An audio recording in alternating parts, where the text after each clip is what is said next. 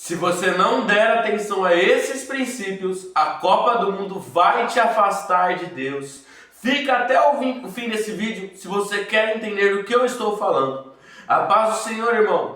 Eu me chamo Irineu. Estamos aqui no nosso segundo vídeo de ensino, no qual o tema dessa semana estamos trabalhando a Copa do Mundo à luz da Bíblia. Na aula passada, se você não assistiu, eu recomendo que você assista, no qual debatemos o tema A Copa do Mundo é pecado? No qual eu falei um panorama geral sobre tudo o que envolve a Copa do Mundo e se de fato é ou não é pecado, se podemos torcer, se não podemos torcer e tudo o que envolve todo esse ambiente que estamos para viver daqui a alguns dias. E agora nesse vídeo de hoje nós estaremos falando sobre os problemas da Copa do Mundo. E no vídeo posterior a gente vai estar falando sobre o que tem de bom na Copa do Mundo e como a Copa do Mundo pode inclusive nos aproximar de Cristo e do Evangelho.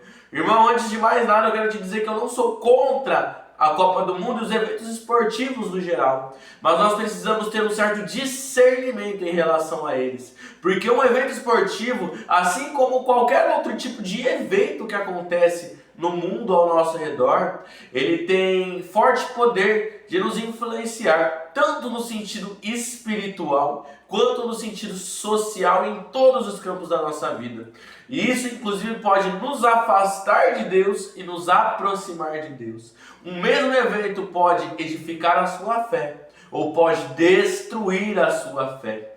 E aí vai valer muito sobre como você vai encarar isso e como isso te afeta enquanto cristão, enquanto seguidor do Senhor e enquanto crente. E saber disso é muito importante porque a Copa do Mundo ela tem problemas. A Copa do Mundo ela tem diversos malefícios que ela pode trazer à nossa fé. Note que eu falei pode trazer, não é uma afirmação de que vai trazer, mas pode trazer. Existe uma possibilidade real disso. Eu gostaria de debater sobre esses pontos com vocês. E o primeiro, talvez, é o ponto mais óbvio que todos percebem na Copa do Mundo, é a idolatria. E, irmão, quando a gente fala de idolatria, a gente precisa entender o que é idolatria, porque, ao contrário do que algumas outras igrejas tentam pregar aí, idolatria não é o simples ato de você oferecer sacrifício para alguma coisa, ou o simples ato de prestar culto a alguma coisa.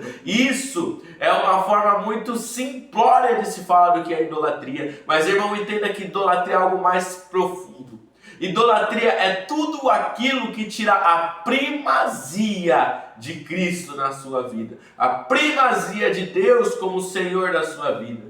Então, irmão, sendo assim, você pode ser idólatra com a Copa do Mundo, você pode ser idólatra com a televisão, com séries, com filmes. Você pode ser idólatra com as pessoas à sua volta, com seus amigos, com a sua família, com coisas, com objetos. Qualquer coisa pode nos conduzir à idolatria. Na realidade, o coração humano é uma fábrica de ídolos. E se nós não estivermos atentos, nós facilmente fabricamos ídolos que tiram a primazia de Deus no nosso lugar. Mas onde está a idolatria no futebol? Onde está a idolatria na Copa do Mundo? Olha, irmão, basta você parar para pensar. Quando você vê um time de futebol, por exemplo, se você coloca esse time como o topo da sua vida ao ponto de você se alegrar exacerbadamente, se irritar, se entristecer, você coloca muitas vezes esse time de futebol até acima da sua própria família, quem dirá acima de Deus, então? Ou se você coloca um jogador de futebol, tem gente, irmão, que tem pôster do time de futebol no quarto inteiro, tem caderno com o time, tem tudo que envolve o time, mas não tem nada de Jesus. Tem gente que abre o álbum de figurinhas 7, 8 vezes no dia, mas não tem coragem de abrir a Bíblia nem 5 minutos para ler. A partir desse momento já se tornou idolatria. A partir desse momento que a primazia foi para outra coisa que não é o Senhor, você já está sendo idólatra. E vale a pena nós lembrarmos, irmão, que o próprio Paulo falou que os idólatras não herdarão o reino dos céus. Ele faz uma lista, eu não vou me lembrar o certo da epístola, eu peço desculpa por vocês por isso, mas se eu não me engano é na epístola aos Coríntios, 1ª ou 2ª Coríntios, ele vai fazer uma lista daqueles que não vão herdar o reino dos céus. E entre eles estão os idólatras ali no meio. Então, irmão, idolatria é um pecado gravíssimo diante do Senhor. Então nós precisamos tomar muito cuidado, porque o ambiente do futebol é propício a isso. Ainda mais quando a gente vê programas esportivos, no quais frequentemente eles chamam grandes pessoas de times de futebol de ídolos, e exaltam os jogadores, exaltam o ser humano, o homem. Então, irmão, tome cuidado, porque existe uma linha tênue entre você torcer e se alegrar pelo seu time ser campeão, ganhar ou perder, e existe uma linha bem fina que separa até onde subir a idolatria. Então nós precisamos ter o domínio próprio. Nós precisamos entender até onde convém torcer, porque nós precisamos torcer da forma certa. Torcer de uma forma, inclusive, que glorifica a Deus e não que glorifica ao homem. E isso é algo que exige sabedoria. E sabedoria você só encontra estando alicerçado no Senhor. Mas existem outros problemas na Copa do Mundo, além da idolatria, apesar da idolatria ser o principal. Eu gostaria de falar sobre as brigas, sobre as bebedeiras, sobre os palavrões e sobre como a Copa do Mundo, futebol, o esporte, tem essa capacidade de ativar o nosso lado mais competitivo que existe, irmão. Não é errado você competir. Não é errado você ser uma pessoa que gosta de ser competitivo. Mas há um ponto no qual isso se torna problemático.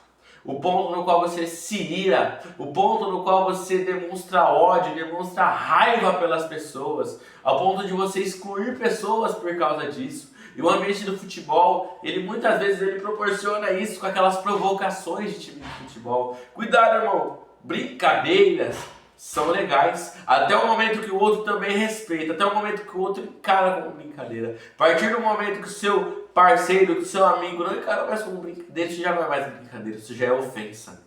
E nós precisamos tomar muito cuidado com isso, porque muitas vezes nós nos deixamos levar pelo momento. Inclusive, muitas vezes deixamos levar pelo momento que podemos beber, que podemos nos embebedar, que nós podemos muitas vezes entrar em rodas de escarnecedores, começar a falar palavrão, xingar, inclusive às vezes fazer fofoca de outras pessoas. Então isso são coisas que nós devemos tomar muito cuidado. Por isso, irmão, nós devemos ter o domínio próprio. Por isso você precisa estar alicerçado na palavra do Senhor. Entenda que essa palavra não é só para culto, não é só para quando você está na igreja, mas é para todos os momentos da sua vida. Para que você tenha um verdadeiro discernimento. E o verdadeiro discernimento você encontra estando alicerçado na rocha, que é Cristo. Porque tudo é permitido, mas nem tudo convém. Todas as coisas me são lícitas, mas eu não serei dominado por nenhuma delas. Então nós precisamos tomar cuidado com isso, irmão, para que essas coisas não dominem o nosso coração.